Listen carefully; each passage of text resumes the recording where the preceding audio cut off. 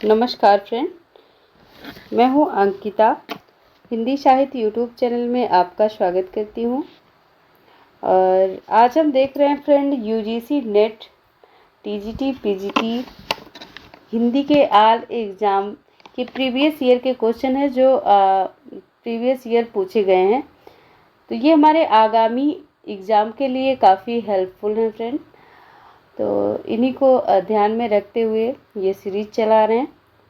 तो सभी का स्वागत है आज की क्लास में। हमारे जो भी साथी चैनल पर नए हैं, चैनल को सब्सक्राइब करें, लाइक शेयर करें और एक कमेंट ज़रूर लास्ट में करके जाएं। आपको ये सीरीज़ कैसी लगती है, कैसी नहीं, ज़रूर बताएं। तो चलिए आज देखेंगे पहला क्वेश्चन।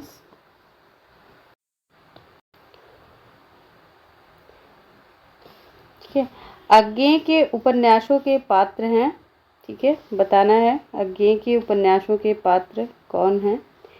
राधिका हैं, भुवन है, सरस्वती हैं या फिर प्रशांत हैं। ठीक है, तो अज्ञेय के उपन्यासों के पात्र कौन कौन हैं आपको बताना है। कौन सा ऑप्शन इसमें राइट है। तो चलिए हम कूट के पास चलते हैं, या कूट हम यहीं दे दे फ्रेंड। चलिए पहला कूट है 1 और 2। ठीक है, मतलब पहला और दूसरा और चौथा। ठीक है, और तीसरा कूट है दूसरा और तीसरा, और चौथा कूट है तीसरा और चौथा। यहीं पर हम कूट दे दिए। ठीक है, आगे के उपन्यासों के पात्र कौन है आपको बताना है फ्रेंड। तो आप देख रहे हैं राधिका, सरस्वती, भुवन और प्रशांत। तो इनमें से कौन से पात्र हैं। तो ऑप्शन सी आपके राइट होंगे, दूसरा और तीसरा। ठीक है, दूसरा और तीसरा मतलब भुवन और सरस्वती। अच्छा, भुवन और सरस्वती कौन से उपन्यास के पात्र हैं। तो आगे के सबसे पहले जानेंगे कि 3 उपन्यास हैं फ्रेंड, मतलब मेन 3 है, मुख्य 3 है। तो पहला है जैसे शेखर एक जीवनी, नदी के दीप और अपने अपने अजनबी। तो भुवन और रेखा, गौरा और चंद्रमाधव, ये तो नदी के दीप के पात्र हैं। शेखर एक जूनी 2 भागों में है फ्रेंड। इसके पात्र हैं शेखर, सरस्वती, शारदा, शशि। और अपने अपने अजनबी के पात्र हैं शेलमा और यूके। तो ये मिले जुले पात्र दिए गए हैं, क्योंकि देखिए भुवन और सरस्वती, तो देखिए सरस्वती तो शेखर एक जीवनी के पात्र हैं, जबकि भुवन किसके पात्र हैं, तो ये नदी के दीप के पात्र हैं। ठीक है, तो ऑप्शन इसलिए आपका दूसरा और तीसरा राइट होगा। Option C is correct answer. अगले प्रश्न पर चलते हैं। निम्नलिखित में से मैला आंचल उपन्यास के पात्र हैं कमला, शाहनवाज, सहदेव मिश्र या फिर बलभद्र नारायण। ठीक है, और नीचे कूट दिया गया है, आपको सही उत्तर का चयन करना है। तो निम्नलिखित में मैला आंचल की बात हुई है। ठीक है, कौन सा कूट सही होगा। पहला और दूसरा, पहला और तीसरा, दूसरा और चौथा, दूसरा और तीसरा। तो देखिए कमला और सहदेव मिश्र ये किसके पात्र हैं, मैला आंचल के। तो कमला पहला और तीसरा, पहला और तीसरा किस ऑप्शन में है फ्रेंड।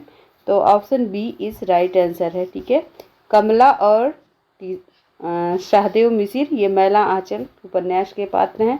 और मैला आंचल उपन्यास किसका है, तो फणीश्वर नाथ रेणु का ये उपन्यास है फ्रेंड। ठीक है, कब लिखा गया, 1854 ईस्वी में लिखा गया। ठीक है, आगे चलते हैं अगले उपन्यास और अगले क्वेश्चन की तरफ। और ये एक इम्पॉर्टेंट बात कि ये कैसा उपन्यास है, तो आंचलिक उपन्यास है। नेक्स्ट क्वेश्चन, नेक्स्ट प्रश्न है, रामचंद्र शुक्ल के अनुसार शिव सिंह सरोज में गिनाए गए ग्रंथ हैं राम सतसई, कड़खा रामायण, दोहावली या फिर Kavitta Ramayana. Very very important question है, और ऐसे ही क्वेश्चन आपके बीपीएससी एस्टेट एग्जाम में पूछे जाते हैं फ्रेंड। ठीक है, तो रामचंद्र शुक्ल के अनुसार शिव सिंह सरोज में गिनाए गए ग्रंथ हैं राम सतसई, कड़खा रामायण, दोहावली, कवित्त रामायण। तो कौन सा राइट होगा। तो option A is right answer है। ठीक है, ऑप्शन ए पहला कूट राइट होगा। ठीक है, पहला और दूसरा ऑप्शन सही है, क्योंकि राम सतसई और शिव सिंह सरोज में गिनाए गए हैं ये।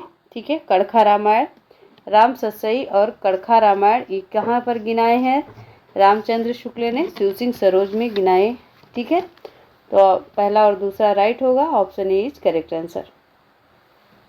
चलिए अगला प्रश्न है, मैं चाहता हूं कि साहित्य संबंधी धारणा वास्तविक साहित्य में विश्लेषण के आधार पर बनाई जाए। ये पंक्तियां एक साहित्यिक की डायरी के किस प्रकरण से ली गई हैं? तो एक लंबी कविता का अंत, कलाकार की व्यक्तिगत ईमानदारी, तीसरा क्षण, एक मित्र की पत्नी का प्रश्न चिन्ह। वेरी वेरी इम्पोर्टेंट क्वेश्चन है ये। मैं चाहता हूँ कि साहित्य संबंधी धारणाएं वास्तविक साहित्य में विश्लेषण के आधार पर बनाई जाएं। ये पंक्तियां एक साहित्यिक की डायरी के किस प्रकरण में संबंधित हैं या फिर ली गई हैं? तो एक लंबी कविता का अंत, कलाकार की व्यक्तिगत ईमानदारी, तीसरा क्षण या एक मित्र की पत्नी का प्रश्न चिन्ह। तो option C is right answer है फ्रेंड, तीसरा क्षण। ठीक है, तीसरा क्षण से लिया गया है। और ये तीसरा क्षण किसकी रचना है? ठीक है, ये किसका निबंध है? तीसरा क्षण ये निबंध है, कौन सी विधा है इसका? ये निबंध है। और किसका निबंध है? इसके लेखक कौन है? इसके लेखक हैं गजानन माधव मुक्तिबोध। ठीक है, गजानन माधव मुक्तिबोध इसके लेखक हैं। तीसरा क्षण याद रखेंगे आप।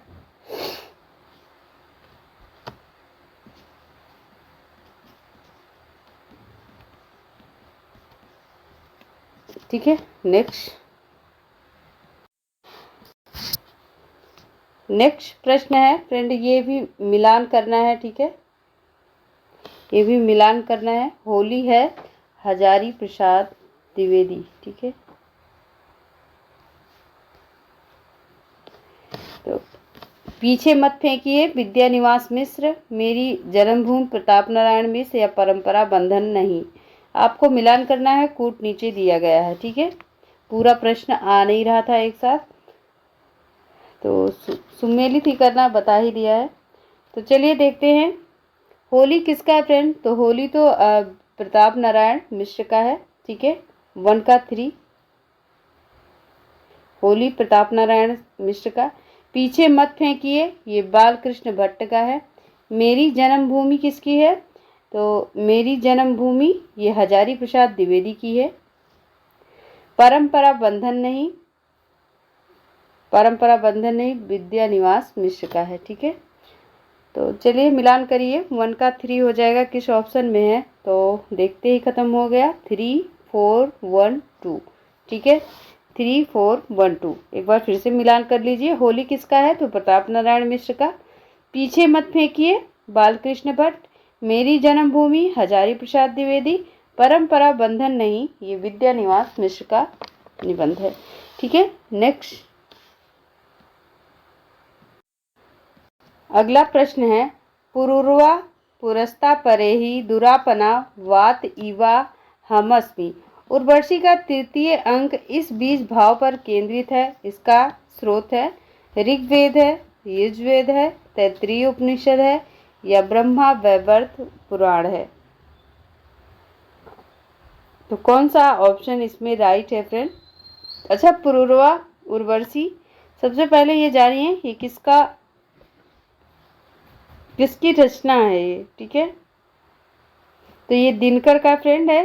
ठीक है, दिनकर का महाकाव्य है। ठीक है, उर्वशी, और जिसके पात्र हैं पुरुर्वा और उर्वशी। ठीक है, वहीं से लिया गया है। अब इसमें पूछ रहा है आपसे कि उर्वशी का तृतीय अंक इस बीज भाव पर केंद्रित है, आपको बताना है।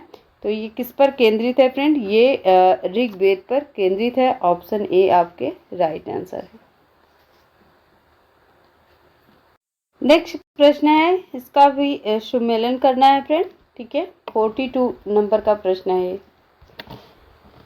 तो सिंगार मंजरी, साहित्यसार, रस सारांश, प्रेमचंद्रिका, मतीराम, चिंतामणि, देव, भिखारी दास। ठीक है, तो सिंगार मंजरी किसका है? ये चिंतामणि का है। ठीक है, सिंगार मंजरी किसका है? चलिए मिलान करिए, ये चिंतामणि का है, पहले का दूसरा हो जाएगा। साहित्य सार, साहित्य सार, साहित्य का सार किसके पास है? तो मति, जिसके पास मति है, बुद्धि है, तो ये मतीराम का हो जाएगा। रस सारांश, रस का सारांश किसके पास है? भिखारी दास के पास, ठीक है। प्रेम चंद्रिका देव कवि की है। तो चलिए देखिए, तो पहले का दूसरा हो जाएगा, ठीक है। पहले का दूसरा किस ऑप्शन में है? ऑप्शन बी देखते ही खत्म है क्वेश्चन, ठीक है। तो 2 1 4 3 जिस ऑप्शन में है वही ऑप्शन राइट है, यानी बी ऑप्शन करेक्ट है, ठीक है। आगे चलते हैं। अगला प्रश्न है, निम्नलिखित में कौन सी भाषा आर्य भाषाओं में शामिल नहीं है? यूनानी, लैटिन, फारसी, अरबी।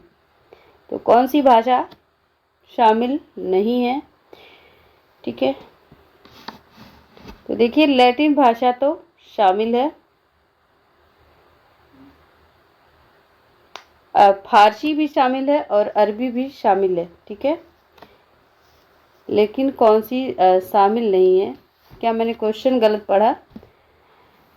तो निम्नलिखित में बताना है कौन सी भाषा आर्य भाषाओं में शामिल नहीं फ्रेंड। तो यूनानी में शामिल नहीं है, ठीक है। बाकी लैटिन, अरबी, फारसी ये सब शामिल है। आगे चलते हैं। अगला प्रश्न है, निम्नलिखित में कौन से उपन्यास अमृतलाल नागर द्वारा रचित नहीं है? सीमाएं टूटती हैं, एकदा नैमिषारण्य, शतरंज के मोहरे, कथा कहो उर्वशी, ठीक है। और कूट भी यही दे रहे हैं सामने आपको, ठीक है। पहला और दूसरा, दूसरा और तीसरा, तीसरा और चौथा, या फिर पहला और चौथा। तो निम्नलिखित में कौन सा उपन्यास अमृतलाल नागर द्वारा रचित नहीं है? बताना है। सीमाएं टूटती हैं, ये किसका उपन्यास है? तो सीमाएं टूटती हैं ये किसका है? ये श्रीलाल शुक्ल का है फ्रेंड, ठीक है। इसके लेखक कौन है? ये श्रीलाल शुक्ल का है, श्रीलाल शुक्ल का।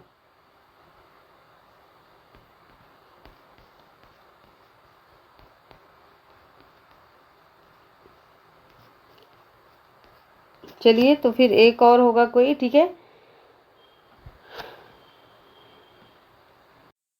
नेक्स्ट देखिए, कथा कहो उर्वशी किसका उपन्यास है? कथा कहो उर्वशी ये किसका उपन्यास है? तो ये देवेंद्र सत्यार्थी का है, ठीक है। देवेंद्र सत्यार्थी, याद रखेंगे आप।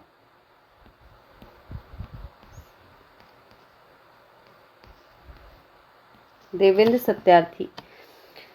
तो बच कौन रहा है? एकता नैमिषारण्य, शतरंज के मोहरे, मतलब दूसरा तीसरा जिस ऑप्शन में है वही ऑप्शन राइट है। तो ऑप्शन बी आपका करेक्ट होगा, ठीक है। दूसरा और तीसरा, एकता नैमिषारण्य, शतरंज के मोहरे। और कौन कौन से इनके उपन्यास हैं? अमृत विष, सात घूंघट वाला मुखड़ा, मानस का हंस, नाचो बहुत गोपाल, खंजन नयन आदि। ये किसके उपन्यास हैं? तो अमृतलाल नागर के उपन्यास हैं, ठीक है। तो सीमाएं टूटती हैं किसकी? श्रीलाल शुक्ल की, याद रखेंगे। कथा कहो उर्वशी देवेंद्र सत्यार्थी का। नेक्स्ट क्वेश्चन देखते हैं। चलिए नेक्स्ट प्रश्न देखिए। नेक्स्ट प्रश्न, विश्वकांत शास्त्री के संस्मरण सुधिया उस चंदन के वन का शीर्षक किस कवि की कविता से प्रेरित है? सर्वेश्वर दयाल सक्सेना, रघुवीर सहाय, गिरजा कुमार माथुर, या फिर कीर्ति चौधरी, ठीक है। तो फ्रेंड गिरजा कुमार माथुर की कविता से प्रेरित है सुधिया उस चंदन के वन, ठीक है। तो ऑप्शन सी आपका राइट आंसर है। और गिरजा कुमार माथुर के और कौन कौन से उपन्यास हैं या रचनाएं हैं? तो जैसे नाश निर्माण, ठीक है, मंजीर, धूप के दान, छाया मत छूना, मैं वक्त के सामने, ठीक है, वक्त के सामने। तो ये उपन्यास है, क्या है, किस विधा की रचना है, तो उपन्यास ही है। ठीक है, आगे देखते हैं अगले क्वेश्चन को।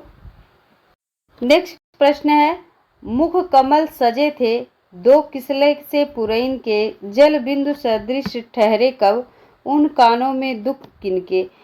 इस छंद में प्रेयसी के किस गुण या प्रवृत्ति का वर्णन हुआ है। प्रेयसी रूपवती है, प्रेयसी के लिए प्रयुक्त उपमान नए हैं, प्रेयसी निर्दय है या प्रेयसी प्रिय के प्रति अनुकूल है, बताना है आपको। तो friend option C is right answer है। प्रेयसी क्या है, निर्दयी है। और ये लिया किससे गया है, तो ये आंसू कविता से लिया गया है।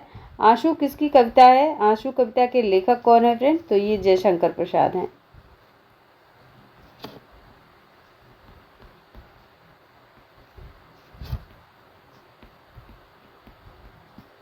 ठीक, नेक्स्ट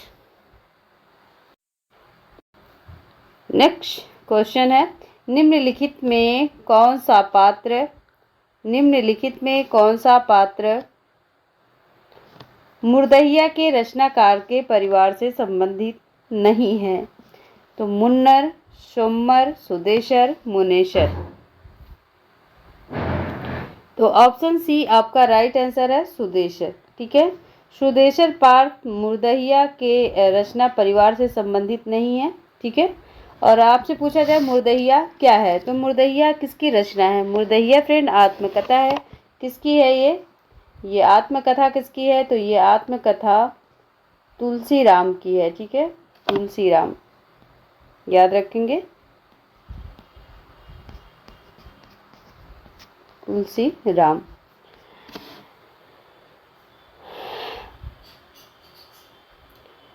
तो इसके पात्र हैं फ्रेंड। ठीक है, सुदेशर नहीं है, मुन्नर, सोमर, मुनेशर ये किस रचना के पात्र हैं, तो मुर्दहिया के पात्र हैं। नहीं पूछा गया तो सुदेशर नहीं है।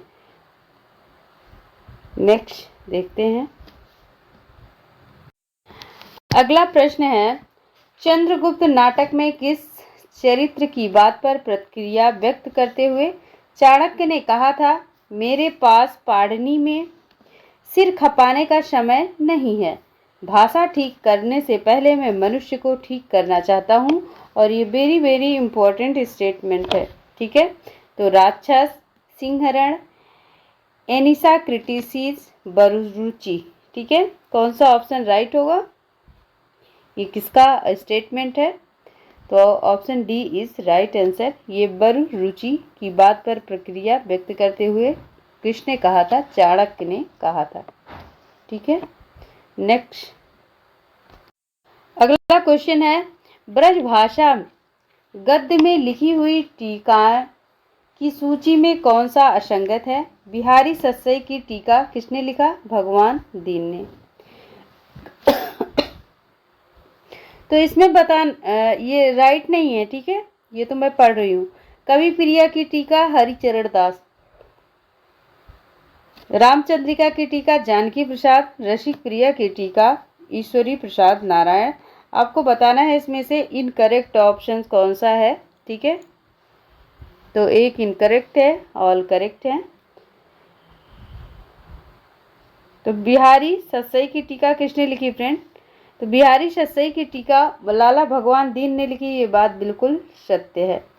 कवि प्रिया की टीका किसने लिखी, हरिचरण दास, ये भी करेक्ट है। रामचंद्रिका की टीका जानकी प्रसाद ने लिखी, ये भी राइट है।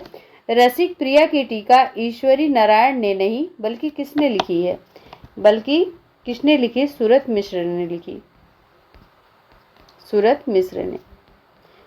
तो ऑप्शन डी आपका इनकरेक्ट है। ठीक है, तो ऑप्शन डी राइट हो जाएगा।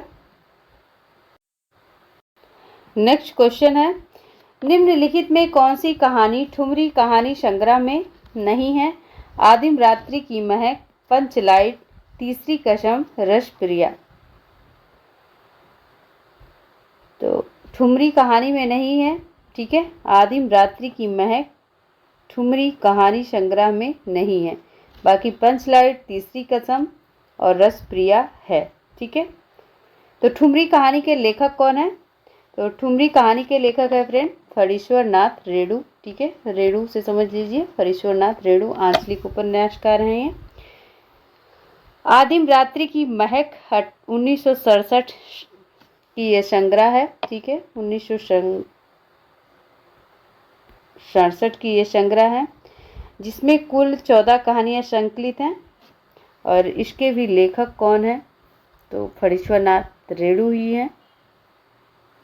तीसरी कसम किसकी है, तो ये भी फणीश्वर नाथ रेणु की कहानी है। पंचलाइट तथा रसप्रिया ठुमरी कहानी में संकलित हैं, ये तो आपने देखा ही।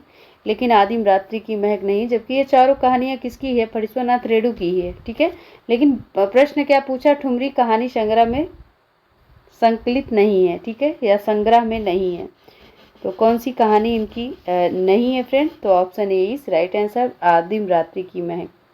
ठीक है,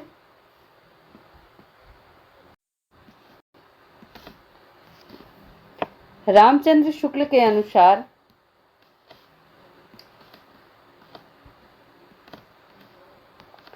इंसा अल्लाह खां ने अपने भाषा, ठीक है, एक सेकेंड, चलिए देखिए फिर से। तो रामचंद्र शुक्ल के अनुसार ईसा अल्लाह खां ने अपनी भाषा को किस प्रकार के शब्दों से मुक्त रखने की प्रतिज्ञा नहीं की, बाहर की बोली, गंवारी, भाखापन या फिर तत्सम। इम्पॉर्टेंट है फ्रेंड, तो तत्सम। ठीक है, option D is right answer. तो इन्होंने 3 प्रकार की बोलियों को मुक्त रखने की बात कही थी। ठीक है, जिसमें किसकी बात नहीं की, एक तो मतलब बाहर की बोली अरबी, फारसी, तुर्की, और दूसरे गंवारी ब्रजभाषा। ठीक है, गंवारी ये किसको समझते थे, गंवारी का मतलब ब्रजभाषा। अवधि आदि मतलब भाखापन। ठीक है, अवधि का मतलब भाखापन और संस्कृत के शब्दों से मेल खाते हुए इन सबको मुक्त रखने की प्रतिज्ञा की थी। जिसकी नहीं की थी तो वो है तत्सम। ठीक है, निम्नलिखित में अध्यापक पूर्ण सिंह के निबंध हैं, कन्यादान, सच्ची वीरता, परीक्षा, बसंत की हवा। और नीचे विकल्प दिया गया, कूट दिया गया, आपको बताना है। तो पहला दूसरा, दूसरा चौथा, तीसरा चौथा और पहला दूसरा कौन सा राइट है। निम्नलिखित में अध्यापक पूर्ण सिंह के निबंध हैं। तो निम्नलिखित में अध्यापक पूर्ण सिंह के निबंध कौन कौन है, सच्ची वीरता है एक, तो कन्यादान भी है। ठीक है, पवित्रता, आचरण, सभ्यता, मजदूरी और प्रेम, ये सब तो है। लेकिन परीक्षा किसका है, तो परीक्षा ये किसका निबंध है, ये प्रताप नारायण मिश्र का है। ठीक है, प्रताप नारायण मिश्र का। बसंत की हवा किसका है, तो ये मुझे भी ज्ञात नहीं है, याद नहीं आ रहा है बसंत की हवा। अगर आपको ज्ञात है तो आप बताएं जरूर, इस वक्त ये दिमाग में हमारे आ नहीं रहा है। ठीक है, तो फ्रेंड कन्यादान और सच्ची वीरता है, तो पहला और तीसरा जिस ऑप्शन में है वही ऑप्शन राइट है, option D is right answer. Next, next question है अमीर खुसरो के बारे में है। ठीक है, तथ्य, उनका जन्म पटियाला में हुआ था। वे निजामुद्दीन औलिया के शिष्य थे। वे ईरान और भारत के फारसी में लिखने वाले चोटी के कवियों में एक थे। उन्होंने कहा था, मैं हिंदुस्तान की तूती हूँ, मुझसे जो कुछ पूछना है फारसी में पूछो। तो बताइए कौन सा ऑप्शन राइट है, पहला दूसरा, पहला चौथा, दूसरा तीसरा, दूसरा चौथा। ठीक है, तो ऑप्शन सी आपका राइट है। ठीक है, दूसरा और तीसरा, दूसरा और तीसरा, क्योंकि वे निजामुद्दीन औलिया के शिष्य थे, बिल्कुल राइट है। वे ईरान और भारत, दूसरा तीसरा कैसे होगा,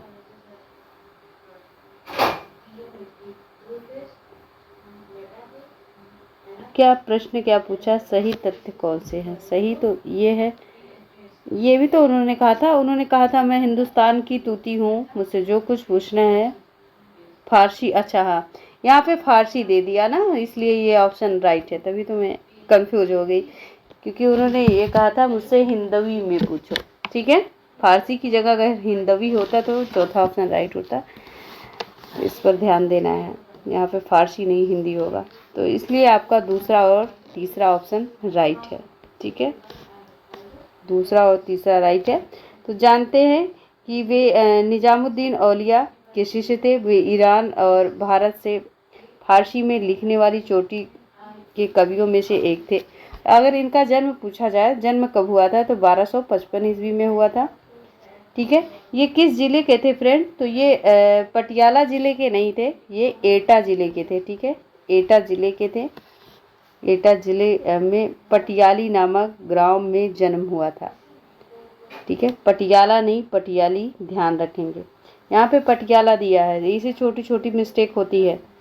और उन्होंने कहा था, क्या कहा था, मैं हिंदुस्तान की तूती हूँ, मुझसे जो कुछ पूछना है हिंदवी में पूछो।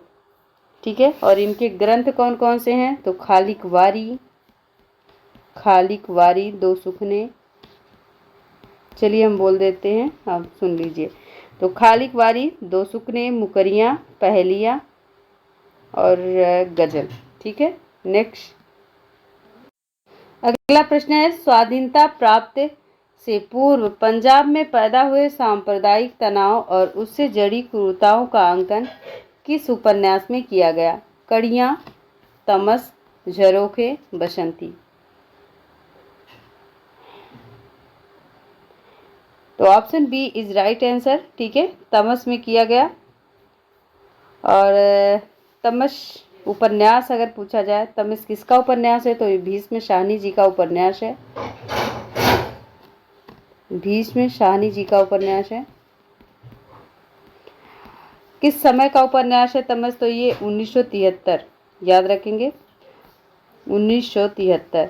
और कौन कौन से उपन्यास हैं शाहनी जी के, तो झरोखे भी हैं। ठीक है, कड़ियाँ हैं, ये तो देख ही रहे हैं आप, कुंतो हैं, मायादास की माड़ी है, नीलू नीलिमा, नीलोफर भी है। ठीक है, तो ये सारे ही उपन्यास किसके हैं, ये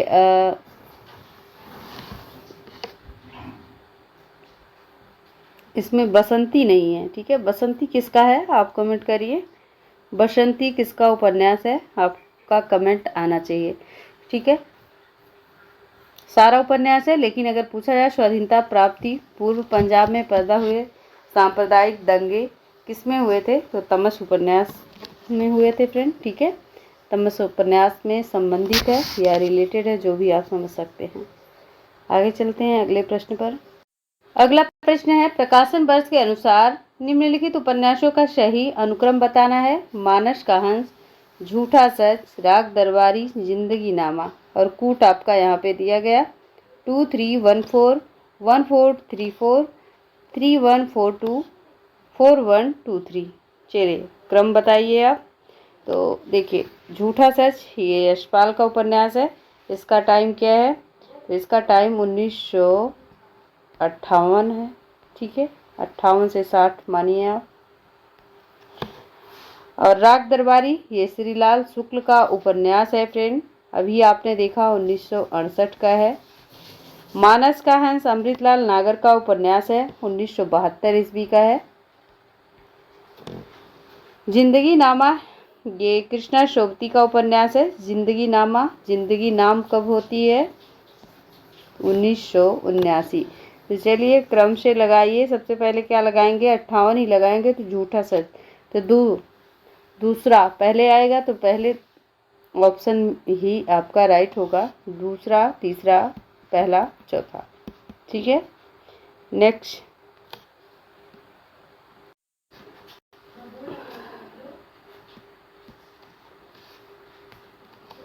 चलिए अगला प्रश्न है, निम्नलिखित में किसके मतानुसार हिंदी साहित्य की व्याख्या द्वंद्वात्मक पद्धति के आधार पर होनी चाहिए। टेन, हीगल, बिको, Voltaire. Very very important question है। ठीक है, पाश्चात्य काव्य शास्त्र से है क्वेश्चन। निम्नलिखित में किसके मतानुसार इतिहास की व्याख्या द्वंद्वात्मक पद्धति के आधार पर होनी चाहिए फ्रेंड? तो ये हीगल के मतानुसार, ठीक है, ऑप्शन बी आपका राइट हो जाएगा। नेक्स्ट, अगला प्रश्न बताइए, परिंदे कहानी में नहीं सॉरी परिंदे संग्रह में कितनी कहानियां संकलित हैं? ठीक है, या संकलित कहानियों की संख्या कितनी है बताना है। 9, 5, 7, 13। तो परिंदे कहानी में कितनी कहानियां संकलित हैं फ्रेंड? 7 कहानी। और 7 कहानी कौन कौन सी है? ठीक है, तो सबसे पहले जानिए परिंदे। परिंदे किसका किसकी रचना है? तो ये निर्मल वर्मा की है। ठीक है, निर्मल वर्मा की है। ठीक, बहुत मोटा हो गया ना, इसको हम और पतला करते हैं। तो निर्मल वर्मा की, अगर इसका टाइम पूछा जाए तो 1960 ईस्वी की कहानी है। ये निर्मल वर्मा द्वारा रचित है। इनके और कहानियाँ कौन कौन से हैं फ्रेंड? जैसे झलती झाड़ी, पिछली गर्मियों में बीच में बहस, कव्वे और काला पानी इम्पोर्टेंट है। तो ऑप्शन सी आपका राइट होगा, आपने देखा। ठीक है, नेक्स्ट क्वेश्चन देखते हैं। नेक्स्ट क्वेश्चन है, सम्मेलन करना है फ्रेंड। लाहौर, राग दरबारी, शिवपालगंज, झूठा सच, कान्य कुब्ज, उसने कहा था, अमृतसर, बाण भट्टी की आत्मकथा। चलिए सबसे पहले सम्मिलित करते हैं। ठीक है, लाहौर झूठा सच। ठीक है, लाहौर जगह,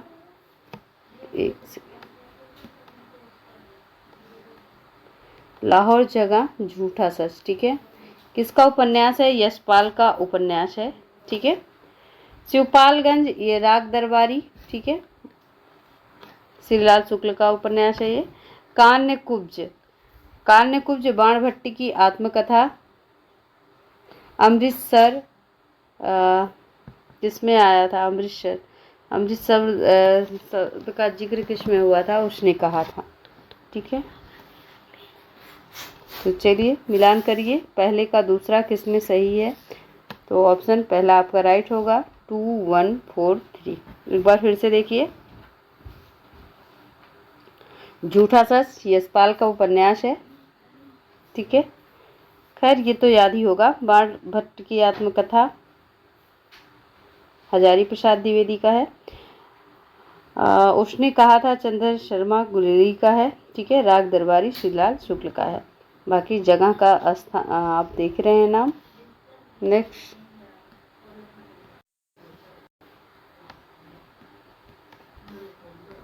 निम्नलिखित में कौन निर्गुण भक्ति काव्य के कवि नहीं है? मलुकदास, बाबा लाल दास, ईश्वर दास या फिर सुंदर दास?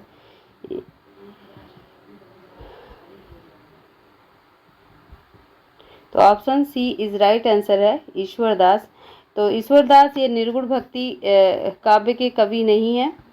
ईश्वर दास ये सगुण भक्ति काव्य के कवि हैं, या सगुण धारा के, ठीक है, सगुण धारा के कवि हैं। बाकी आप जान रहे हैं सुंदर दास, मलुक दास, बाबा लाल दास ये सब निर्गुण भक्ति काव्य के कवि हैं। नेक्स्ट, चलिए अगला प्रश्न है फ्रेंड, निम्नलिखित ग्रंथों को कालक्रम के अनुसार व्यवस्थित कीजिए। काव्यादर्श, औचित्य विचार चर्चा, काव्य अलंकार सूत्र वृत्ति और अभिनव भारती। और कूट आपका नीचे दिया गया है। तो सबसे पहले देखेंगे काव्यादर्श किसका है? ये दंडी का है। ठीक है, और दंडी किस शताब्दी के हैं? तो 6वीं या 7वीं शताब्दी इनका कालक्रम है। ठीक है, तो 6वीं याद रखेंगे या 7वीं। औचित्य विचार चर्चा ये किसका है? ये क्षेमेंद्र का है। क्षेमेंद्र कौन सी शताब्दी के हैं? तो क्षेमेंद्र ये 11वीं शताब्दी के आचार्य रहे हैं। काव्य अलंकार सूत्र वृत्ति ये आचार्य वामन का है, ठीक है। और वामन कौन सी शताब्दी के हैं? तो वामन 8वीं शताब्दी के हैं। अभिनव भारती किसका ग्रंथ है ये? तो अभिनव भारती अभिनव गुप्त का है, ठीक है, अभिनव गुप्त का।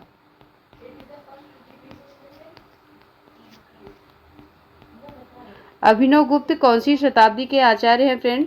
तो अभिनव गुप्त ये 10वीं शताब्दी के आचार्य हैं, याद रखेंगे।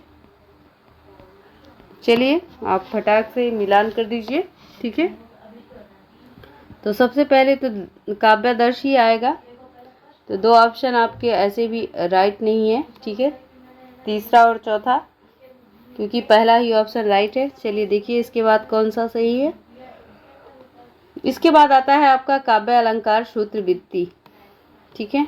तो पहले के बाद आ जाएगा आपका तीसरा, उसके बाद आ जाएगा चौथा, इसके बाद दूसरा, ठीक है। तो ऑप्शन बी आपका राइट आंसर है। नेक्स्ट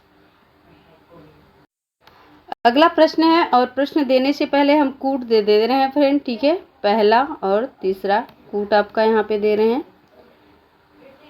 पहला और दूसरा, दूसरा और चौथा, तीसरा और चौथा, ठीक है। कूट नीचे दे रहे हैं आपका, और आप देख सकते हैं ये 2021 का प्रश्न है, UGC NTA नेट। निम्नलिखित में कौन से 2 ग्रंथ विशेष रूप से रस से संबंधित है? तो चलिए बताइए। तो देखेंगे फ्रेंड, सबसे पहले 10 रूपक।